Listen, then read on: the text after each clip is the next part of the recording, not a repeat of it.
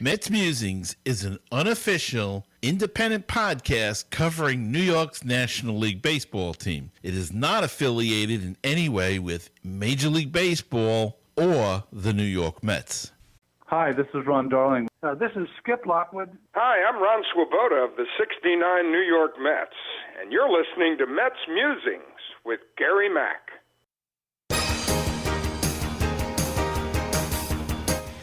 Now it's time for some New York Mets baseball talk. Here's Gary Mack bringing you the latest news and analysis from Mets Nation and the world of baseball on another edition of Mets Musings. Hello and welcome to another edition of Mets Musings. Hope everybody had a great week out there. Just when you thought it was safe to go back into the water, somebody pulls their junk out. What is wrong with people? Mets owner Steve Cohen announced on Twitter that the organization has terminated General Manager Jared Porter following the revelation that he had harassed a female reporter in 2016 via a string of 60-plus unreturned text messages, which included unsolicited, explicit images. What the heck is wrong with these people? Can't you just keep it in your pants? When did this whole thing of taking pictures of your private parts and sending it unsolicited, mind you, to women, when did this get started? When did you ever think you could get away with it? Unless it was somebody you really knew and were goofing around. But I mean, when did this start? You know, technology is great. It really is great. It's fantastic. It allows anybody to do something like what we're doing here. But when I was a kid, or when I was younger, you couldn't do stuff like this because you had to have a camera with film, and then the film had to get developed, and everybody would see it at the film lab, so you'd be embarrassed almost to do something like this. But now with these cameras and digital and you can just send it right away, people are doing some stupid ass things. And Jared Porter did something stupid. Now, albeit it was 4 years ago, and you know, then the question arises, doesn't a guy get a second chance? He made a mistake, he apologized for it. You know, I mean, the outlash, if you look, people are getting attacked on Facebook if they say, well, they should have gave him another chance. You know, I would be somewhat agreeable with that. I would say he goofed up a number of years ago. He's kind of lived with it on his mind, and now it's come out, and he's embarrassed, but give him a chance. But I don't know. Society's wacky. We allow certain stuff for certain people, and other people we don't allow it at all. And no matter, he had no business doing this. I mean, how stupid. Look, if she's not answering after your first 5 or 6 emails or texts, take the hint, buddy. Take the hint. 60 plus unreturned text messages. She ain't interested, dude. And is it worth it blowing your career now? You got away with it for 4 years. But now you're scarlet letter, man. Now you'll never live it down. Now it's going to haunt you the rest of your career, if you even have a career. Look, I'm sure somebody will pick him up on some low level job, which is fine. The guy's got to earn a living. Or he'll go into some sort of private industry. But will he ever have a shot at being a general manager again? It's very doubtful. Very doubtful because of this situation. And so I tell everybody out there, young and old, use your head. This stuff doesn't go away. The stuff on Facebook, social media, doesn't go away. And people will use that against you. Use your head. Keep your junk in your pants. Save it till you're married, or engaged, or steady, or she says it's okay. Don't be sending naked pictures of your stuff to people. It's ridiculous. But in a way, on the other hand, you can look at it and say, well, the guy's got an illness. It's some kind of sickness. Is it any different than an alcoholic? Who knows? I'm not smart enough to know about these things. They claim this sex addiction is a serious thing. But he never did it again, apparently. He did it to this one girl. So, is it some sort of addiction? Did he just make a stupid error? I don't know. To me, I think he made a stupid error and he got caught, and he can't live it down. And so now the Mets are looking for a general manager. It doesn't seem likely that they'll sign one this year, but you never know. Somebody could pop up and they decide that it's he's good to get the job. We'll see.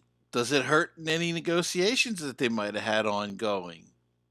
Another thing we'll wait and see. He has a lot of connections, and maybe some of those connections are lost by firing him. I don't know. That's another thing that we will have to see, but that we'll learn as time goes on.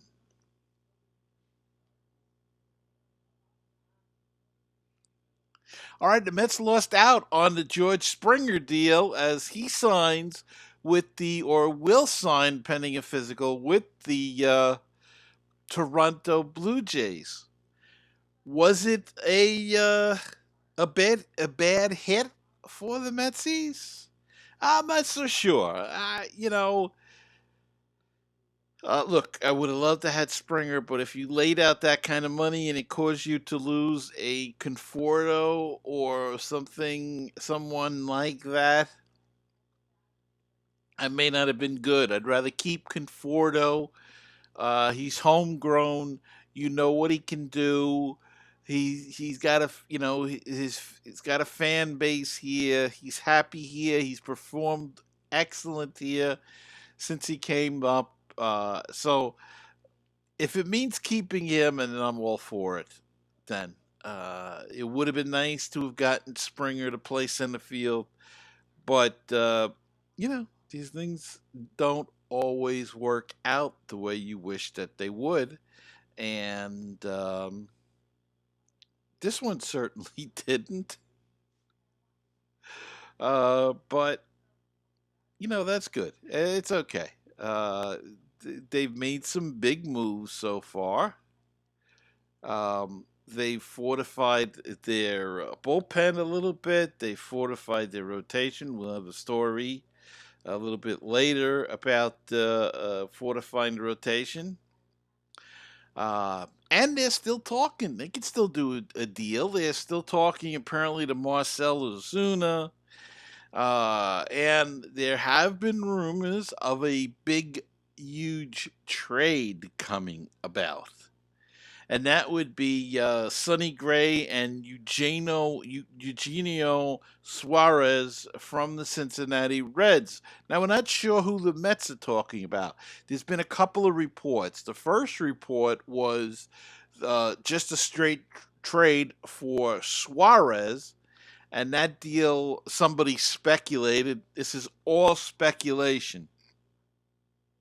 Somebody speculated that it would be like Jeurys Familia, J.D. Davis, probably a starting pitcher like a Corey Oswalt, somebody, maybe a change of scenery worked good for him. And maybe a low-level prospect for Suarez. That was one of the first stories, and then a story came out pushing with Sonny Gray added into the deal, and nothing on what the Mets would have to give up or would include in the package, even for that. So we'll keep an eye on that and see if that works out. That could be a big upgrade offensively at third base, not so much defensively, but he's more familiar to third base than Davis is, Suarez. And Sonny Gray, a lot of people say, well, he bombed out of the Yankees, can't pitch in New York. But you know what? I say give him a chance. He bounced back with Cincinnati, had a couple of good years there, and maybe he's a little bit older, he's a little bit wiser, and he's been through the New York wars already, so he may be able to handle it coming here again. So I wouldn't hold any water in that, but we'll see how it all works out. All right, what we're going to do here now is we're going to take a quickie break and come back after this. Baseball and BBQ, your place for interesting baseball talk, opinions, and history. Baseball and BBQ, your place for barbecue recipes, tips, and interviews from the world of barbecue. If you like baseball and if you like barbecue, then tune in to Baseball and BBQ. Find us on iTunes, Stitcher, Google Play, and BaseballTalkRadio.com. Wouldn't it be great if you could get a PhD in life through baseball? Welcome to Baseball PhD, a tour company for your brain. 30 major league teams, 100 places to see. Let's touch them all as we make the road trip of a lifetime.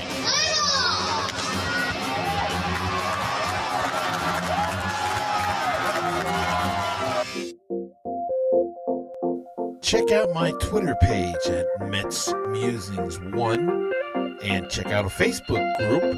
It's at facebook.com/MetsMusings. Go check it out and don't forget to call the hotline. It's 516-619-6341. I have to say, I've got to change that promo because I'm no longer on Twitter. So just disregard the Twitter message there. But everything else holds true. So, give us a call. And if you'd like to be a part of the show, you can. Not only by calling, but if you'd like to be a partner with the show, if you would, please go check out my Patreon page. It's patreon.com/MetsMusings. If you could please donate anything that you can afford, it would be greatly, greatly appreciated. It helps out immensely. And if you're watching this video, you see we're trying to do some new and different things, and that all costs money. So if you could help us out, we greatly appreciate it. Go to patreon.com/MetsMusings, or you could also go to anchor.fm/MetsMusings, and leave something through that website as well. So whatever you choose, be very thankful for you if you could help us out here doing the show. As I said, we're trying to do some new things with the video aspect. Yeah, for those of you who don't know, we do a video on YouTube of this show, and every week we try doing it, and we are looking into. Wait for it. I don't know if you want to wait for here. How about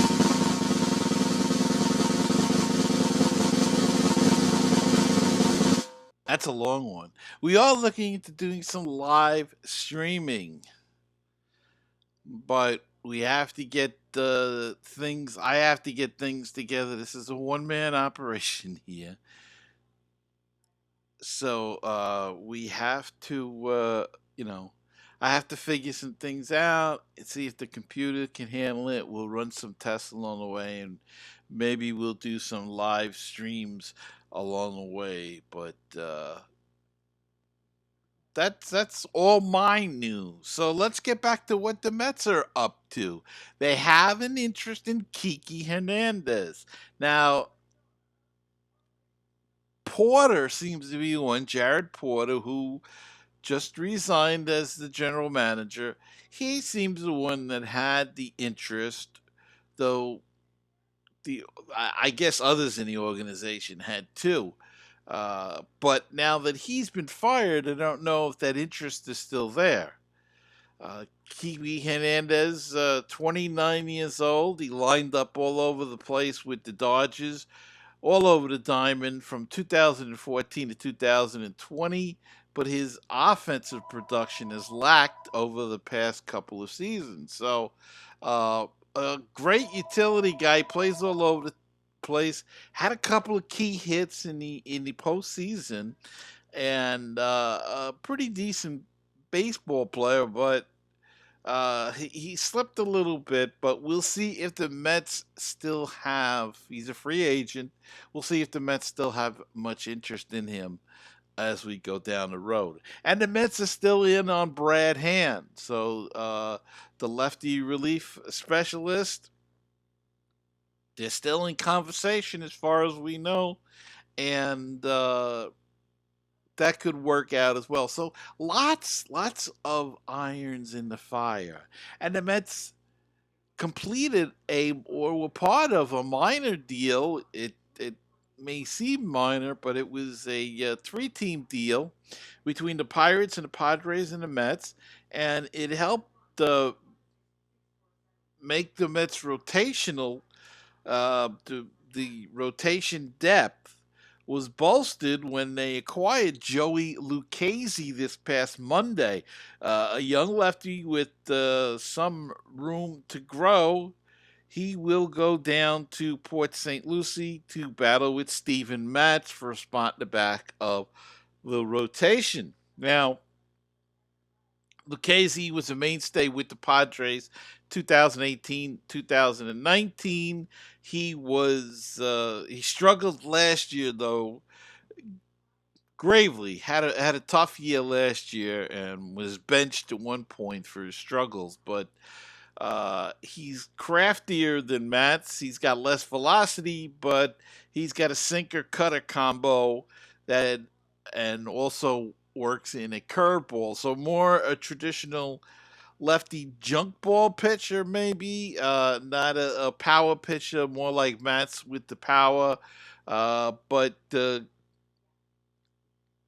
could be an interesting battle in camp as Matz and Lucchesi will fight it out. And don't forget, we have Trevor May and not Trevor. I'm sorry. We have DeGrom and Stroman and Peterson, and I'm gonna forget who. Carrasco and Matz and now Lucchesi. It's six people in depth. Trevor May will be in the bullpen. So the Mets are in not half bad shape with their rotation. They're always looking. There's still a reports that they may try to swoop in on Trevor Bauer. Who knows? Odorizzi, I believe, is still out there, and others. But for now, um, I think they would be somewhat happy with what the moves that they've made and who they have and going into the 2021 season. If we have a 2021 season, we're still not sure. Commissioner says to prepare for 162 games. No word, though, on whether spring training is going to open up on time. I believe they announced that the minor leagues are going to be pushed back a month, the opening, so they won't be opening until May. The long season minor leagues, which include the now includes the Brooklyn Cyclones. So, uh, I think they're in good shape. And don't forget, Syndergaard is scheduled to come back sometime in the year. I think it's June now. Who knows? They'll work him in slowly, especially if the rotation is working out. That would be the ideal situation to work him back slowly with a good with if the rotation is working good. You may even want to work him in from the bullpen, but that will all that's all to come. Now, the only thing with Lucchesi is he has two more minor league options, and the Mets can send him down if they wish during the course of the season. Mets doesn't have any options and can reject an assignment in AAA if he chooses. So, whoever loses his battles is either going to, if it's Lucchesi, if Mets beats out Lucchesi's going down. He's got the options. If Mets loses to Lucchesi, he doesn't have any options, so he would have to take an assignment to AAA, and I doubt if he would. He may just opt for free agency, or they'll just keep him on the roster and put him in the bullpen. But either way, it's going to be a good battle for spring training, and there's going to be a couple of good battles there, even though they seem to be set more so than ever. And with losing Springer, it looks like Nimmo, unless they decide to go in a different direction, looks like Nimmo's going to be center fielder. You know what? They ranked him what? MLB Network had him as the 7th best center fielder in baseball, based on statistics. 7th best. Springer was 3, I believe. So you know what? He can play a decent center field. Is he great at it? No, he has some tracking issues sometime, but I don't. I think his instincts are pretty good. I know people say he doesn't have great instincts. They're okay, and you got to give the guy a shot. Let him play and see what happens.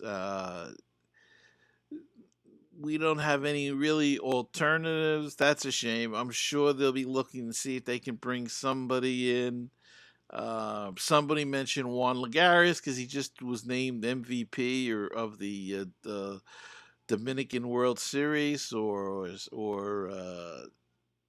winter ball. He had a very good playoff in winter ball, so that could always be a possibility. Could open up the Mets' eyes and say, let's bring him back again. Now, I don't know. This would be his 3rd time. 2nd time did not go well.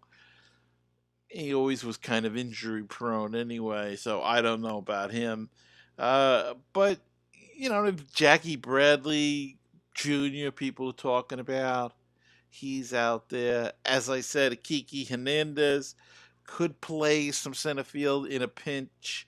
Conforto could play some center field in a pinch.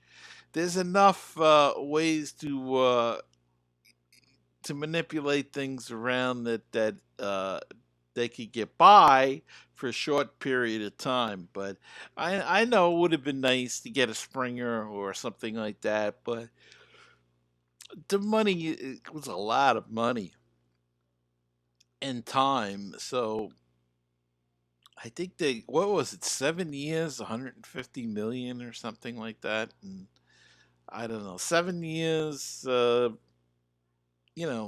last 2-3 years of that contract is going to be, they're paying for the first couple of years. That's what and really with any free agent, unless you got a guy like a Lindor who's what, 26, 27, or something that young or younger, a Harper. That's the kind of a Trout. That's the kind of guy you can give a 10-year contract to, because they signed it when he was, well, it was Harper, like 24 2 years ago or something. So he's still going to be in his prime at the end of that contract. So that's the kind of guy you take a chance on, that age. Soto. Soto's a perfect example. When they should be trying to sign him out of Nationals to like a 10-12 year contract or something at a ridiculous amount of money, while he's 22 or something. Sign him now, tie him up. But we will see. And some good news. The Mets have traded away some prospects, and we know their farm system isn't deep, but they did have 3 guys make it on to the Baseball America top 100 prospects. And they are Francisco Alvarez, Ronnie Mauricio, and Matt Allen were all listed among Baseball America's top 100 prospects. Alvarez was ranked the catcher. He was ranked 48th, while the infielder Mauricio and the right-handed pitcher Allen were ranked 65th and 98th, respectively. So,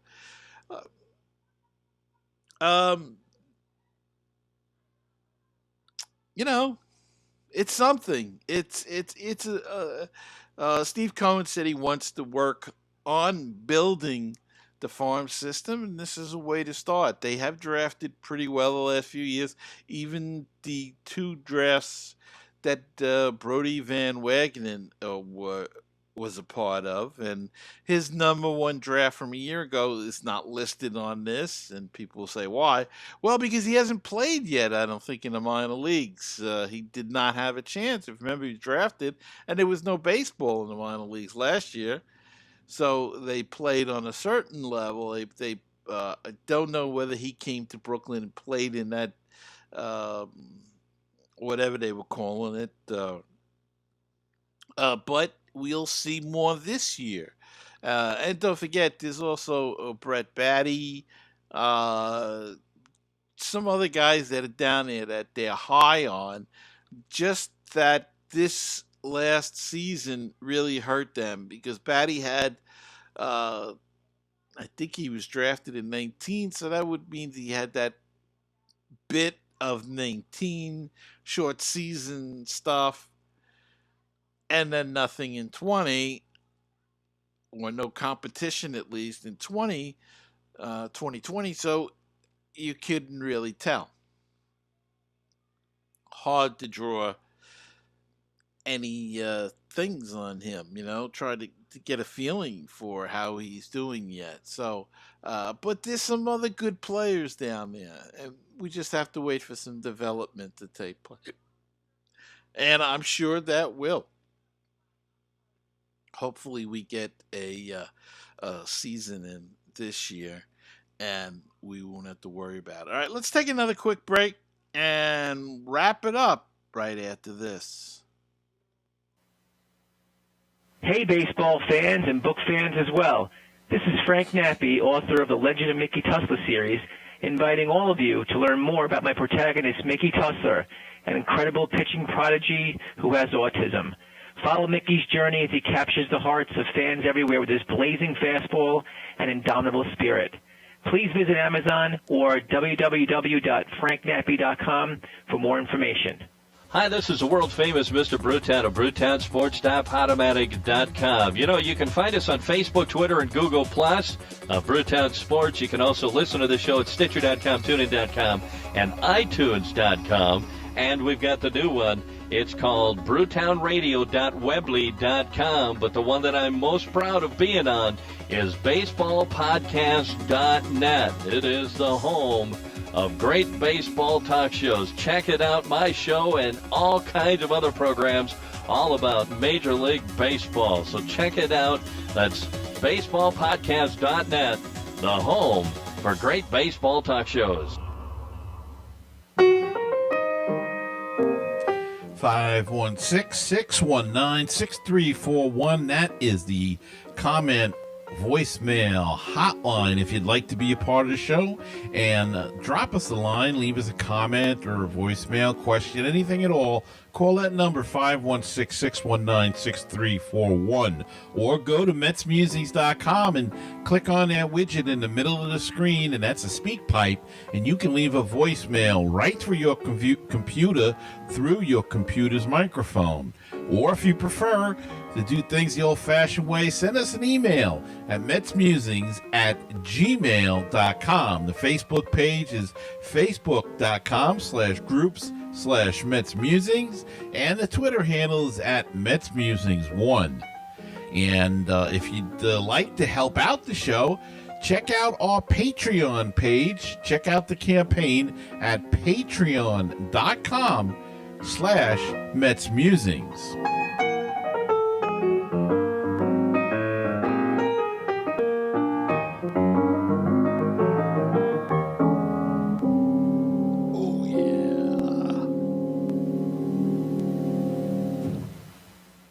All right, and hope you enjoy that little musical interlude. I love that song.